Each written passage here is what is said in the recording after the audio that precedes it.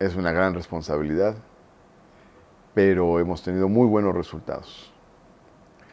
2 veces de manera consecutiva. Es una gran hazaña ciudadana la fuerza que tiene Morena. Morena ganó en la Ciudad de México y se convirtió en la primera fuerza política sin gobernar una sola delegación y sin tener un solo diputado. Simplemente con una fuerza moral, con una fuerza cultural, ideológica, un apoyo espontáneo de la ciudadanía. Se debe a varios factores. El más importante de ellos, pues, es el liderazgo de Andrés Manuel López Obrador. También se debe a la línea política de Morena. Morena no se fue al pacto contra México, pintó su raya con todos.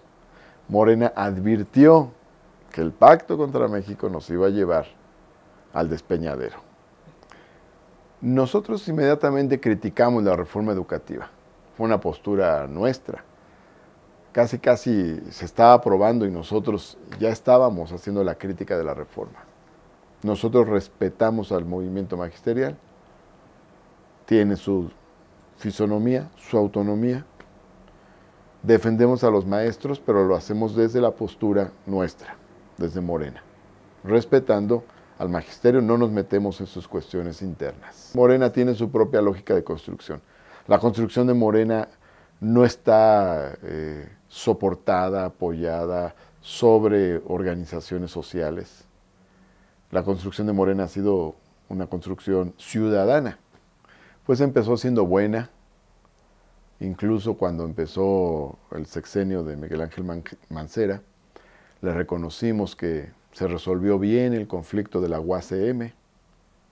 Terminó el sexenio anterior con un conflicto muy fuerte en la Universidad Autónoma de la Ciudad de México y en los primeros días del gobierno de Mancera se resolvió bien. No encuentro otra cosa que reconocerle al gobierno significativamente. Se han tomado decisiones muy malas. Y fuimos al principio, digamos, muy moderados en hacer los señalamientos, pero los hicimos. Dijimos que fue un error el aumento al precio del boleto del metro, por poner un ejemplo, un primer ejemplo. Y después criticamos la imposición del doble, hoy no circula sabatino. En el periodo electoral del 2015, le pedimos una cosa muy sencilla al jefe de gobierno, se lo dijimos de una manera pues muy atenta, muy amable. Nada más le pedimos que no se metiera en el proceso electoral. Le hicimos ver que él había llegado a la jefatura de gobierno con el apoyo de una multiplicidad de fuerzas y que una fuerza clave para la llegada de Mancera a la jefatura de gobierno había sido lo que hoy es Morena. Bueno, pues él no nos hizo caso. Él se metió a fondo en el proceso electoral. Y no solo se metió, sino que operó para impedir que se pudiera limpiar la elección del 2015. Ahí hubo gravísimas irregularidades en Iztapalapa, en Iztacalco, en Coyoacán y en Gustavo Amadero, especialmente en esta última demarcación. Luchamos porque se diera el recuento voto por voto, no se dio. Fíjate qué paradoja. O sea, quien bloqueó el recuento voto por voto, casilla por casilla, fue el PRD y el gobierno de la ciudad de Mancera. Eso generó un fuerte distanciamiento o aumentó el distanciamiento. Si ya teníamos discrepancias con ciertas medidas que estaba tomando el gobierno de la ciudad, pues esto todavía más. Eso fue un agravio directo en contra de Morena. Mancera se ha rodeado de un conjunto de elementos, de cacicazgos regionales, pues muy alejados de la idea de las prácticas democráticas, ¿no?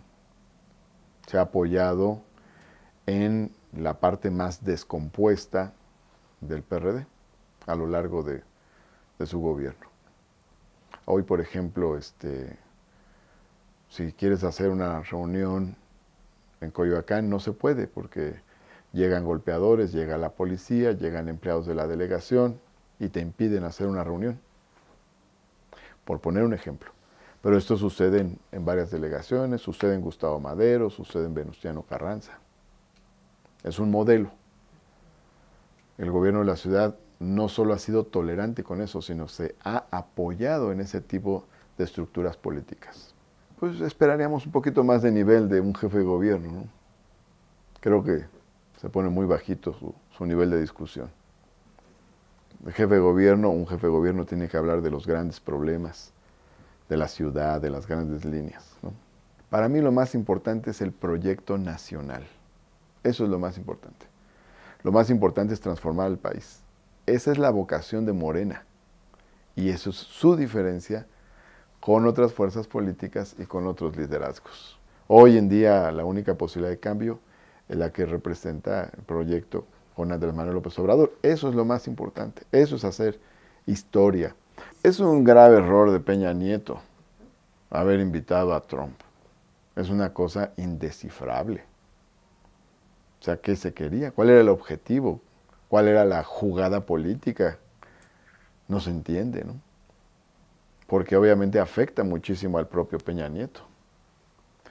Pero además, eso sí lo vemos en lo inmediato, pero además, en profundidad, es negativo para el país meterse al proceso electoral de los Estados Unidos. Trump no es el presidente de Estados Unidos. ¿Por qué lo invitan? Entiendo que se invita al presidente de Estados Unidos. Pero eso de que Peña Nieto esté jugando con Trump y Felipe Calderón con Hillary, bueno, parecen políticos bananeros de los años 50, ¿no? Es muy grave esta invitación que hizo Peña a Trump, pero también es muy grave que los dirigentes del PAN estén metidos en la campaña electoral del Partido Demócrata. Yo creo que ahí hay mucha falsedad, ¿no? O sea, finalmente ese es un episodio en el que se han dicho muchas mentiras. Nada tenemos que ver con eso, ¿no? O sea, finalmente hubo un gobierno que dio permisos a esa empresa, que era un gobierno del PRI en el Estado de México. Hubo un gobierno federal que dio permisos a esa empresa para introducirse al mercado nacional. Ahora sí que como no tiene nada con qué molestarme, entonces utilizan algo ahí viejo con lo que han tratado de molestarme desde hace 20 años. Yo he presentado cada año mi declaración patrimonial. Desde que estuve en la Asamblea Legislativa siempre la he hecho pública. Ahora que estuve en el Comité Ejecutivo Nacional de Morena, también, aunque la ley no nos obligaba a ello, pero siempre lo he hecho. Es muy fácil, no tengo un gran patrimonio, nunca he construido una fortuna, nunca he tenido vocación por el dinero. Mi pasión es la lucha política. Bueno, eso es un formato nuevo, pero es muy sencillo. Es más, te puedo decir, ¿no? Yo tengo una casa en Narvarte desde el año 2001 que compré 1.400.000 pesos. Es todo lo que tengo. Tengo deudas por más de 300.000 pesos. Tengo aproximadamente 250.000 pesos en el banco. No soy accionista de ninguna empresa, no soy dueño de ningún negocio. Hago mi declaración fiscal cada año. La izquierda de los últimos años ha buscado combinar toda esta lucha por la equidad, toda esta lucha por la justicia, con las libertades, la democracia, buscando apreciar digamos, la dimensión individual y la dimensión colectiva de los seres humanos.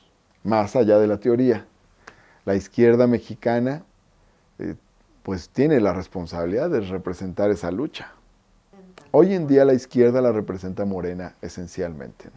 Hay mucha gente en el mundo de la cultura que es de izquierda, sí, en el mundo de la academia, en los movimientos sociales, en las organizaciones no gubernamentales, en medios de comunicación, por supuesto que sí, que comparten esta idea de la igualdad y la libertad. Pero como fuerza política, quien representa a la izquierda hoy en día es Morena. La negociación, el acuerdo. Tiene que llegar a acuerdos con los maestros, el gobierno federal. Pero si no, es un conflicto que va a durar y durar y durar. O sea, no se va a terminar por una razón muy sencilla. La reforma educativa consiste en quitarle su trabajo a los maestros. Y los maestros son la columna vertebral de la educación. Es una reforma absurda. Una reforma educativa debe tener un contenido pedagógico. Bueno, yo creo también que la tercera es la vencida. Y ya veo mucha gente decidida. Esa es una percepción. Esto es subjetivo. Pero como yo hago política todos los días, hablo con mucha gente. Y me doy cuenta que mucha gente que estaba contra López Obrador porque se había tragado el cuento de que era un peligro para México en el 2006, y dice, no, él no era el peligro. Pues estamos en la parte final del sexenio.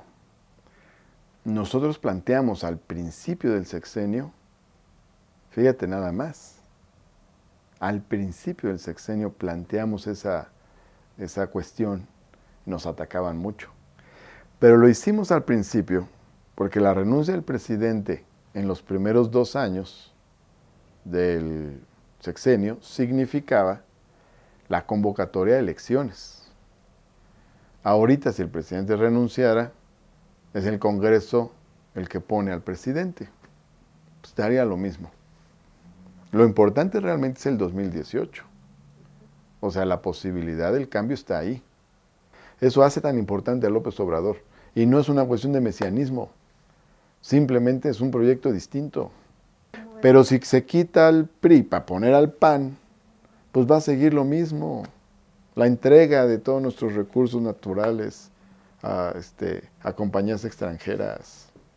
Pues con el viejo régimen. PRI o PAN es el PRIAN. ¿Quién sabe quién esté? ¿No? Ya les toca decidir a ellos. Es igual, da igual si es uno o si es otro, ¿no? O sea, el asunto de fondo es qué representan. Ahora, en realidad hay 2 opciones. Es Morena de un lado y todos los demás del otro. O sea, todos esos que se juntaron en el pacto contra México, esos son una opción. Es la opción del desastre. Y Morena representa la posibilidad del cambio.